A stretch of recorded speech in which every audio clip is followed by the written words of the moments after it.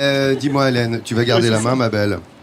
Parce que nous allons parler des animaux, me semble-t-il. Et je vais vous emmener du côté de la Camargue pour aller découvrir la faune sauvage du coin, leur direction les Saintes-Maries de la Mer, plus exactement. Et la faune sauvage, eh bien, qu'est-ce que c'est? Ce sont bien évidemment les oiseaux. Alors, c'est le parc ornithologique du Pont de Gau qui nous a ouvert ses portes. Et nous allons suivre Frédéric. Frédéric, c'est la 3e génération de la famille Lamourou qui s'occupe de ce parc. C'est un puits de science. Il faut dire qu'il a baigné avec tous les oiseaux, et bien, depuis tout petit aussi. Alors, il sait beaucoup de choses. On part avec lui. La Camargue. Une mosaïque de paysages qui ont tous pour dénominateur commun l'eau. Flamants roses, mouettes, canards trouvent ici un véritable terrain de jeu et de repos. Frédéric Lamourou est le responsable passionné de la réserve ornithologique du Pont de Gau depuis près de 20 ans. On a ici une roselière donc, qui est un marais d'eau douce, qui est un marais qui est principalement destiné à la chasse. Tout au fond ici on a un étang. Ensuite sur la gauche on a donc ces vasières. C'est la principale richesse de la Camargue, c'est sa diversité d'habitats. Et c'est comme ça qu'on arrive à expliquer le nombre assez énorme d'oiseaux observés. On est sur ce qu'on appelle un carrefour migratoire. Donc en fait beaucoup d'oiseaux qui reviennent du sud ou qui reviennent du nord s'arrêtent en Camargue, font une halte ici, s'alimentent, font des graisses pour leur permettre de continuer leur voyage. Ces anciens marais ont été aménagés, façonnés afin d'accueillir naturellement le plus grand nombre d'oiseaux. Donc on a là, devant nous, on a 3 espèces. On a la plus grande qui est le héron cendré. Et juste à côté, des aigrettes et des hérons garde-bœuf. Ça fait partie de ses métiers passion. Et donc c'est une passion qui petit à petit est venue. Ça s'est fait doucement, gentiment, mais sûrement. Et aujourd'hui, je ne me verrai pas faire autre chose. Ici, au Pont de Gau, on recense plus de 300 espèces d'oiseaux sur l'année. Ceux qui nichent ici, les habitués, les oiseaux de passage. Les plus emblématiques et camargues de tous, les voici, les flamants roses, qui, contrairement à la légende, ne doivent pas leur plumage aux crevettes roses. Là, on a 2 groupes de flamands intéressants, puisqu'on a un groupe d'adultes ici, à gauche, là, puis on a un groupe de jeunes, là. En fait, les femelles sont petites et les mâles sont grands, c'est ce qui les différencie. Ce sont des oiseaux qui mangent principalement du plancton. Ils ont une technique d'alimentation assez particulière, parce qu'ils vont filtrer leur nourriture. Donc ils ont un bec qui est très large, avec une langue très épaisse. Ils ont des petits fanons comme des filtres en fait, sur le bord du bec. Le bec est à l'envers. La langue sert de pompe à faire rentrer de l'eau et les organismes, et ensuite elle éjecte l'eau. Environ 1800 flamants roses venus de tout le bassin méditerranéen se posent dans la réserve chaque jour.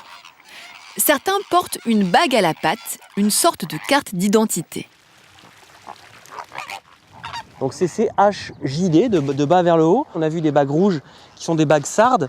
On a vu des bagues avec un T, ce sont des bagues turques. Il y avait des bagues avec un A qui sont des bagues algériennes, et puis beaucoup de bagues espagnoles aussi, puisque beaucoup de flamands viennent de l'Andalousie ou de la Catalogne. Cette connaissance et cette passion, Frédéric les a développées au fur et à mesure, sur le terrain. Il y a à reconnaître les oiseaux, puis à connaître leur comportement, savoir un peu décrypter ce qu'ils font, pourquoi, comment, à quel moment ils sont là, qu'est-ce qui fait qu'ils vont venir ici et pas ailleurs.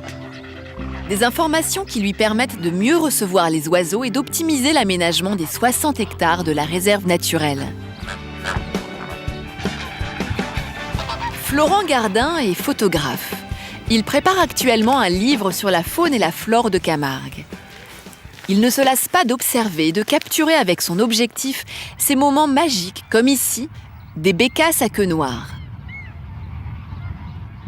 L'objectif, c'est vraiment de restituer quelque chose de très naturel, me fondre dans cette nature. Je suis content d'une photographie quand on sent que ma présence a été complètement oubliée.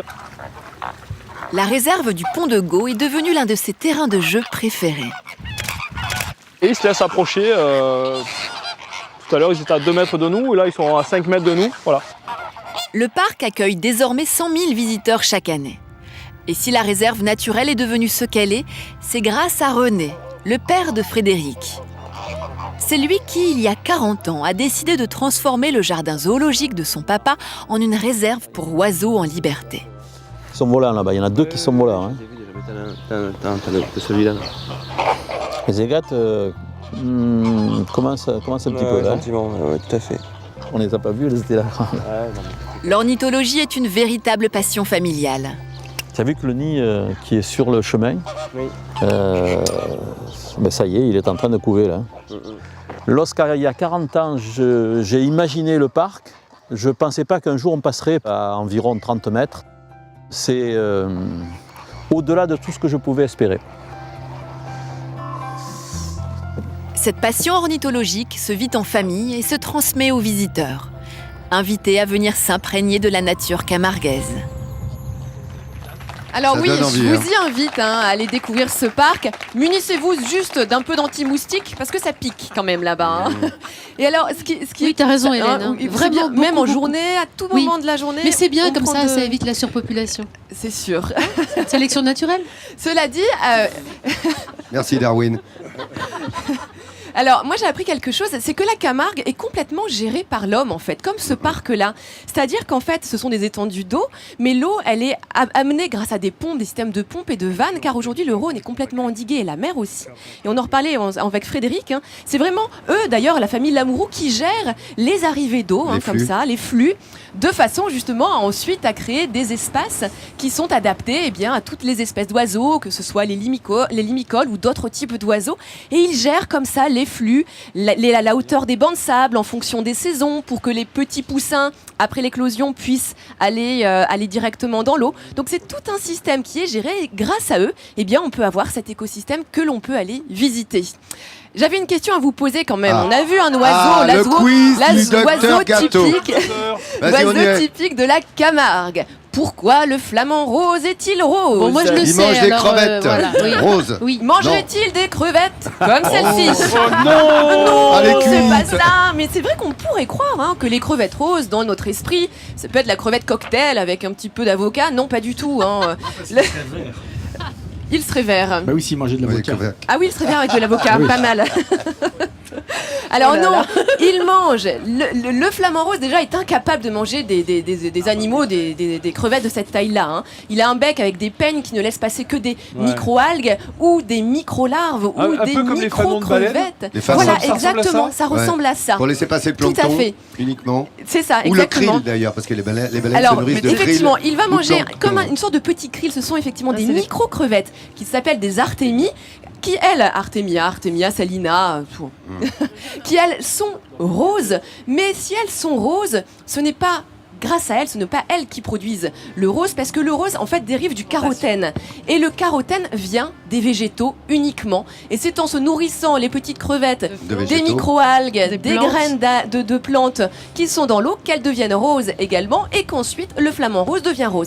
Mais alors vous me direz, Hélène, mais pourquoi tous les oiseaux qui mangent ces micro-algues et ces micro-crevettes Sont pas ne roses. sont pas roses? Oui, Hélène, pourquoi ils sont pas tous roses? Pourquoi? Eh bien Alors parce que le flamant rose est un des seuls à pouvoir capter ce pigment-là. Ah d'accord. Et donc le manifester dans son plumage ou dans ses pattes. Il y a un goéland quand même, le goéland railleur, s'il mange beaucoup de ces petites micro-crevettes, il aura le ventre tout rose lui aussi.